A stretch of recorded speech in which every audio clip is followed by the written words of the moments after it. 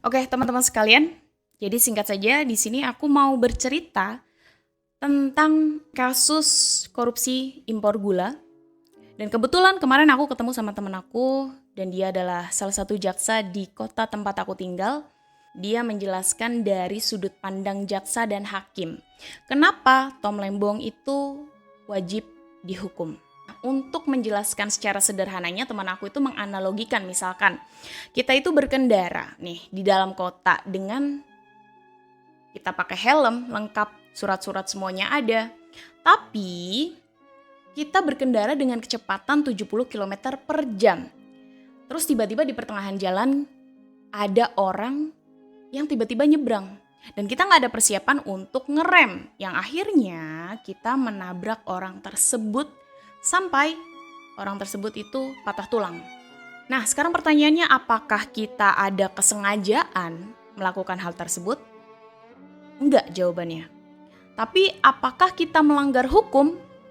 Iya, karena pada kenyataannya aturan perundangan maksimal kecepatan berkendara di dalam kota itu 50 km per jam. Tapi pada waktu itu kita berkendara dengan kecepatan 70 km per jam.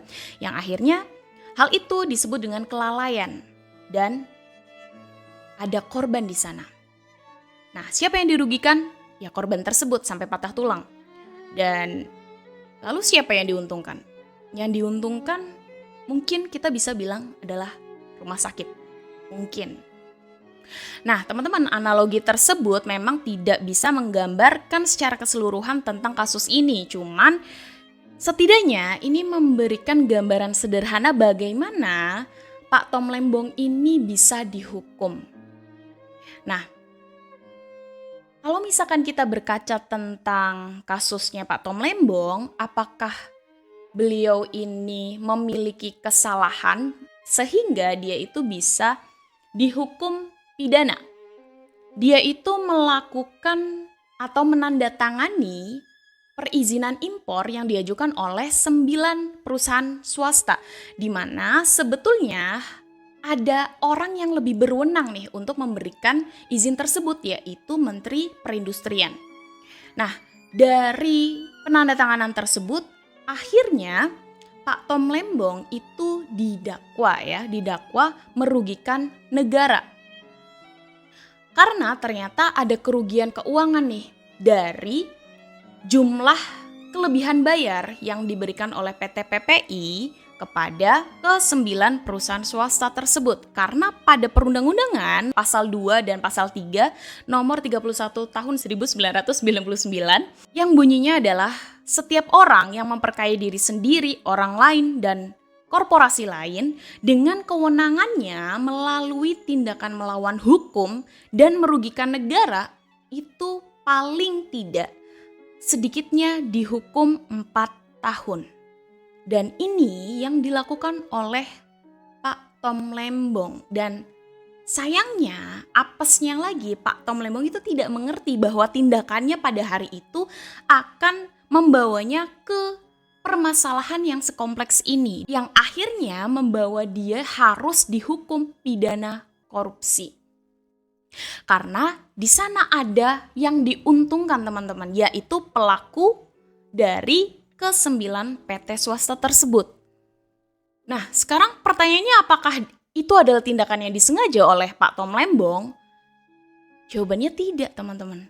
Karena sampai akhir persidangan, hakim pun menjelaskan bahwa di sana tidak ada mens rea atau niat jahat yang dilakukan oleh Pak Tom Lembong, yang terbukti itu adalah tindakan kesengajaan. Sehingga hakim memutuskan bahwa Pak Tom Lembong tidak memiliki mens rea karena tidak terbukti di sana. Nah, tapi apakah dengan tindakan tersebut negara itu rugi? Jawabannya iya. Karena yang seharusnya menjadi keuntungan PT PPI sebagai perusahaan BUMN itu menjadi keuntungan PT swasta. Nah, keuntungan dari PT PPI itulah yang disebut sebagai kerugian negara, karena keuntungan perusahaan BUMN itu disebut sebagai keuntungan negara juga. Simpelnya seperti itu, teman-teman. Tapi ketika teman-teman berbicara, kenapa jaksa bisa berlebihan gitu ya untuk menuntut hukuman kepada Pak Tom Lembong? Nah, konteksnya teman-teman di dalam hukum, yang namanya jaksa itu tugasnya atau fungsinya adalah memberatkan tersangka ya. Nah, maka dari itu tersangka juga dilindungi nih. Dia memiliki hak untuk dilindungi dengan diberikan pengacara. Di mana fungsinya pengacara tersebut adalah untuk meringankan tuntutan hukuman yang diajukan oleh jaksa. Nah, hakim di sini berfungsi untuk menimbang manakah tuntutan yang sesuai dengan fakta atau yang tidak. Dan maka dari itu, karena tidak adanya mens rea yang dimiliki oleh Pak Tom Lembong, maka hakim yang tadinya tuntutan penjara 7 tahun dari jaksa, maka diringankan menjadi 4,6 tahun. Dan yang tadi jaksa bilang kalau misalkan kerugian negara itu sampai 578 miliar, tapi ternyata faktanya yang sudah diselidiki oleh hakim hanya berkisar 194 miliar.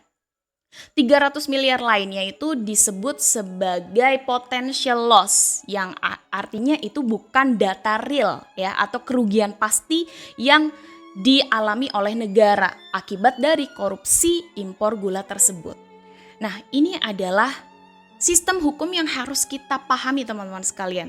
Nah, tapi dari sudut pandang teman aku itu, seharusnya tindakan Pak Tom Lembong ini tidak boleh dihukum seberat itu, sampai 4,6 tahun. Ya paling enggak dia dihukum 2,5 tahun, itu pun maksimal dengan berbagai remisi. Terus juga dia boleh bebas bersyarat. Ya mungkin dia hanya menjalani masa hukuman selama 1 tahun, itu pun maksimal harusnya. Karena ya itu tadi, dia terbukti melakukan suatu kebijakan yang seharusnya itu harus melalui perizinan Menteri Perindustrian. Nah, ini adalah sudut pandang baru yang aku temukan dengan percakapan bersama teman aku. Dan dia adalah jaksa yang tadi aku bilang. Nah, gimana nih menurut pendapat teman-teman? Apakah kalian punya sudut pandang baru mengenai kasus ini? Dan apakah Pak Tom Lembong ini layak untuk dihukum secara pidana? Coba kalian tulis di komentar. Kita bisa diskusi di sana. So, gitu aja dari aku.